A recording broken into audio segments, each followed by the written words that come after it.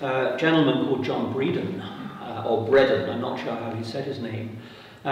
He was Irish. He'd come to Kingston in 1832 from Enniskillen in Ireland. And he worked with his brother, and I think he made most of his money, and it was a lot of money that he made, supplying meat to the military. As we said, when he first came, the shipyards were busy, and Fort Henry would have always had a military establishment there, supplying other public institutions as well. He using government contracts. He invested well. And he became a director of the Ontario Building and Savings Society and shareholder in the knitting mill, which we know as the woolen mill up on the Cataraqui.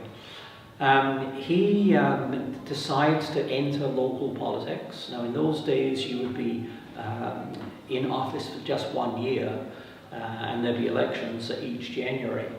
And he sat on council for 8 one-year terms, and interestingly enough, 3 different wards in the city, and I'm not sure why he moved around, but it certainly suggested he was well-known and well-respected during those years. The last of those years was 1858, but in 1866 he ran for mayor and was successful, and so he was re-elected the next 2 years, so he happened to be the mayor in 1867.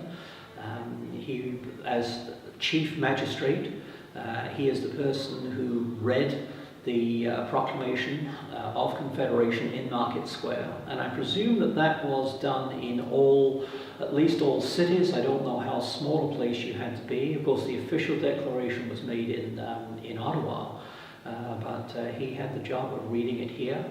1868 was the last year that he was mayor, but he was also a trustee at Sydenham United Church and a big donor there. And when he died, he was very, very rich. He left about $300,000 in 1893, and that would be quite a fortune at that time. I think the big notice, the big thing that you would see would be the dirt and probably the smell that went along with the dirt. We were interested here a couple of years ago when a movie was filmed in Market Square, set in about 1900, and the first thing they did was cover the whole area with dirt and dust and earth, and I don't think people quite believed, but you need to remember that there was no paving on the roads. It would be muddy roads. Animals ran everywhere, so there would be their droppings, their food. When they died, they would just be left until whatever happened to them happened. Most of heating was by coal, so there were large piles of coal around town. The dust from that coal would blow around, and the smoke that the coal fires produced would be all around as well.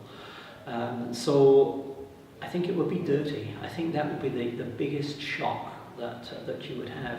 Interestingly, Kingston's buildings have not changed that much, and I suspect that you would probably, in a lot of cases, be able to recognize exactly where you were when you got out of your time machine. But as soon as you started trying to walk down that muddy, sloppy, messy street, then you'd know that you really were 150 years back.